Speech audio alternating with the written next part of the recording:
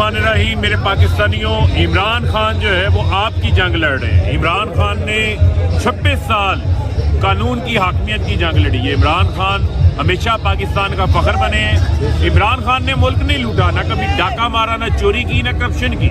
लेकिन वो लोग शहबाज, जरदारी, फजल रहमान, इनके हवारी, ये राना सना, ये क्यों खौफजदा है इमरान खान से? क्योंकि इन्होंने चोरी की हुई है, मुल्क का माल लूटा हुआ है, इनकी कांपे टांग रही है, ये इंतखाबात से भाग रहे हैं। ये कहते हैं इमरान खान को गिरफ्तार कर लो, जेल में डाल लो।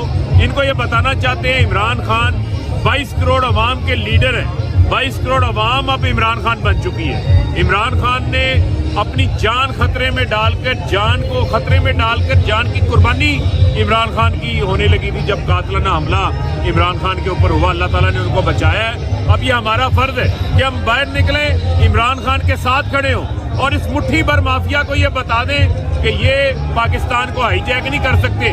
पाकिस्तान के फैसले पाकिस्तान की आवाम करेगी, किसी और को नहीं करने देंगे इंशाअल्लाह। सब पहुंचे लाहौर में, वो सलमान पार्क पहुंचे इंशाअल्लाह।